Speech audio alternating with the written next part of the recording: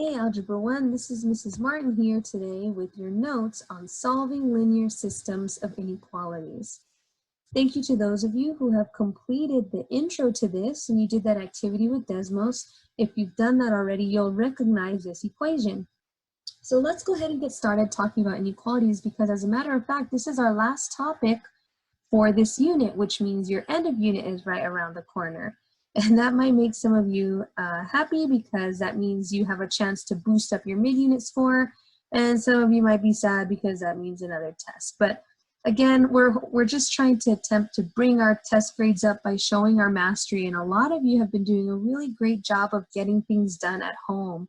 So please continue to persevere, continue to try out those tests and do them as many times as necessary. And I'm really hoping that this is not only supporting your learning, but also helping you earn points and leave my class with a positive grade. Now, getting back to systems of linear inequalities, let's look at this example that we had in our Desmos activity. Now, first of all, some of you noticed that our line wasn't necessarily like the lines that we were graphing in class before we left school. This line was kind of broken instead of a solid line. So again, for example, when we saw this in the last video, when I have an equal sign in there, when we knew how to graph it, we knew -4 was our y-intercept. We know that 3 is our slope, so we can go up 3 and to the right 1. And then we drew this solid line, but for whatever reason, when I change that symbol to an inequality, it shows a dashed line. Okay, and we're going to talk in a minute about why that is.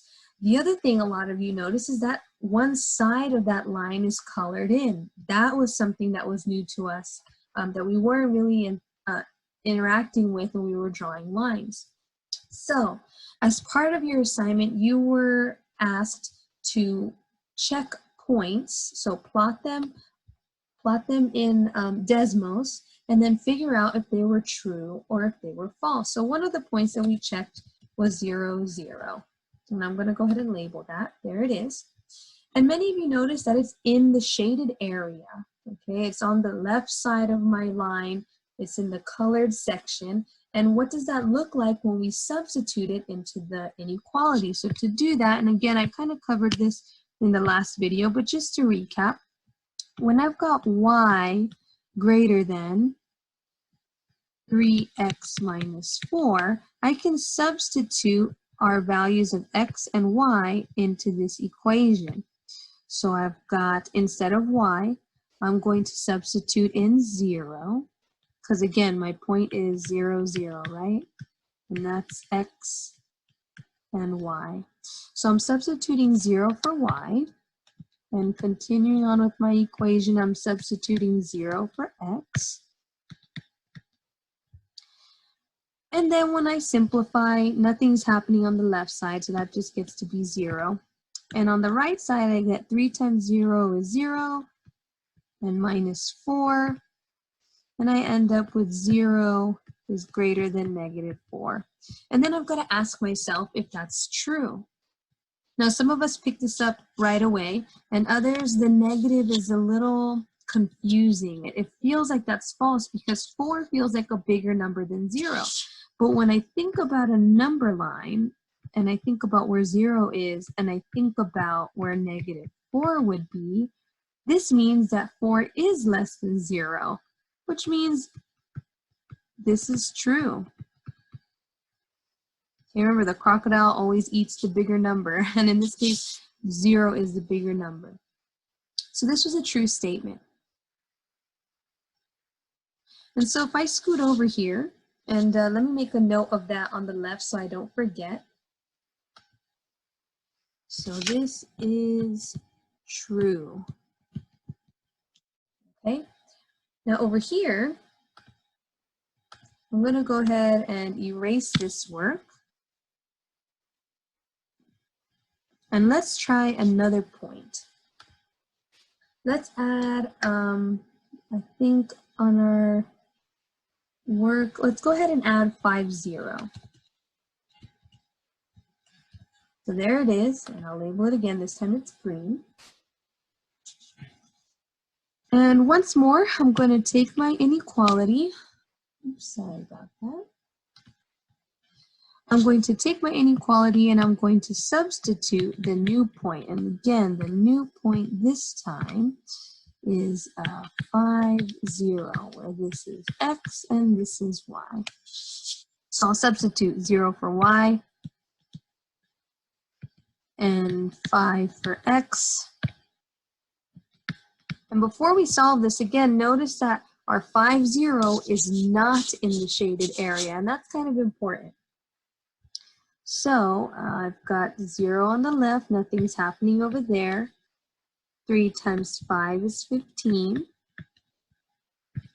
And I end up with 0 is greater than 11, and that is most definitely not true. 11 is greater than 0, so we've got false happening here.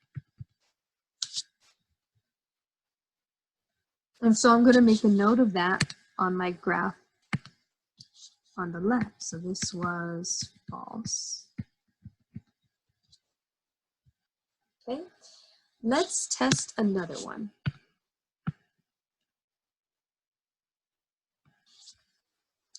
Let's try the point negative or 0, negative 4. And I'll label that one. That one's right on the line, as you can see in purple. And that's actually, oh, I can leave it purple. Okay, so I've got y greater than 3x minus 4, and our point this time is 0, negative 4, with this being x and this being y. And so I have negative 4 for my y value. And I've got 0 for my x. And when I simplify, I get negative 4 on the left. Nothing's happening over there. 3 times 0 is 0. And to finish this off, I get negative 4 is greater than negative 4. And so that's a little strange, because that's not something that we encountered in the last two. This time, these two numbers are the same. And so I need to ask myself, is negative 4 greater than negative 4? And the answer is no. Negative 4 is equal to negative 4. And so in this situation, this is actually a false statement. Okay, and I'm going to make a note of that over here, false. And so we've gathered some information by graphing these points on the coordinate plane with this linear inequality. We've got the situation where we have a point within the shaded area, and it was true. A point outside the shaded area, and it was false. And then a point on the dotted line or the dashed line, and that was false.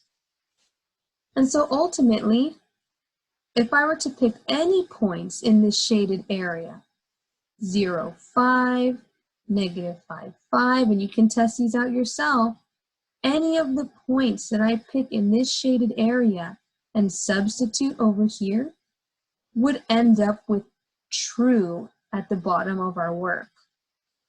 Any points outside of the shaded area would be false. And any points on the dashed line would be false.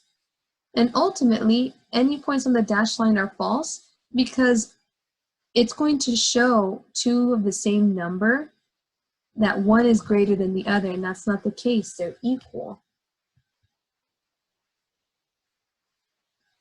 And with that in mind, we can actually change this equation to make this true. Can you think of a way to change this equation to make this true? If you're thinking about just maybe making this greater than or equal to, then it would be true, right? Negative 4 is equal to negative 4. So if I have greater than or equal to, then it would be a true statement. So I can just go through and change all these. And let's see what that looks like on the coordinate plane. I'm going to delete that. I'm going to use my Desmos tools over here. And notice what happened to the line. The line is solid now. Okay, and with a solid line, we can see that now it's not the case that we have a false statement. Instead, it is now true, and it's because the line is solid. And the line is solid because we included this greater than or equal to. And so hopefully that helps you summarize how to graph linear inequalities. So let's make a quick summary together. Okay, so to summarize, ordered pairs in the shaded area are true. Okay, that's really important. Any ordered pairs in the shaded area are true. So that's the first thing we deduced. The next thing we deduced is that ordered pairs not in the shaded area are what? Hopefully you're thinking false, because ordered pairs not in the shaded area are false.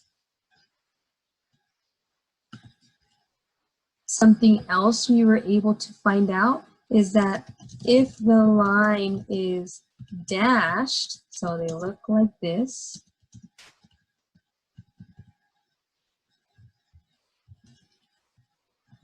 then points on the line are false. If the line is solid, then points on the line are true. Okay, so lots to think about as we work with inequalities. For systems of inequalities, since that's what these notes are about, really all it's doing is adding another line. Let's see what happens when we do that, and maybe we can add one more thing to our summary. So I'm going to go ahead and delete these points. And I'm going to add another line. Let's go ahead and do 2x. And let's do negative 1/2 x plus 3.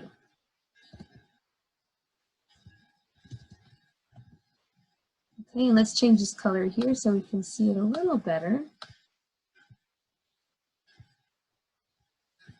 Okay, and let's think about some points. Okay, now, if you remember from our work before, systems solutions are points that are true for both of them. Okay, that's really important here. To be a solution to the system, it has to be true for both. So let's look at a couple of points. Let's look at the point -2, 0. So there it is. And let's think about where it is on the coordinate plane in relation to our two equations. Let's start with the red one. Is it in the shaded region of the red one? Yes, it is. It is in the shaded region of the red one, which means it is true for red. So let's go ahead and pick that color here. True for red. Okay. What about for the blue line, the blue inequality? Is it in the shaded area of the blue inequality? Hopefully at home, you're answering yes. I can almost hear you answering out loud. Out loud, yes. Okay, so it's true for both, which means that -2, 0 is a solution to the system. Okay, remember this whole thing right here is the system. And since both of these are true, this is a solution. Okay, so that's a good one. Let's try another point.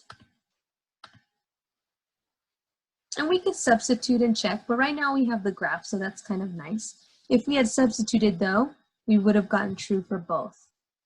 Let's try -5, -5. There it is.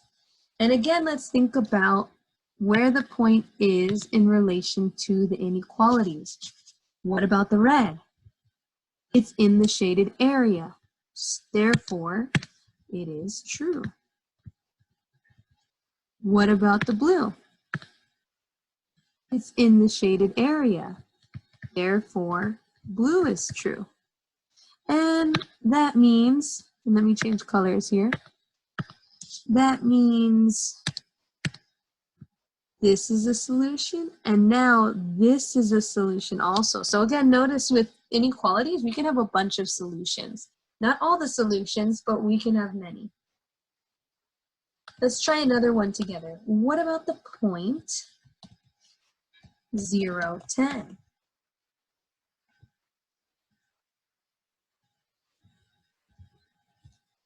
And so let's start with red.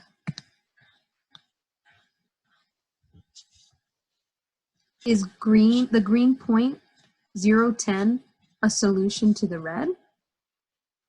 It is, because it is in the shaded area. Now let's work with the blue. Is the green dot 0, 10 a solution to the blue? And suddenly we run into the situation where it is false. It is not in the shaded area of the blue. So since one of them is false, remember that's how systems work. It has to be true for both. Since one of them is false, this is not a solution to the system. Hopefully this is making sense as we do some examples together. Let's do another one.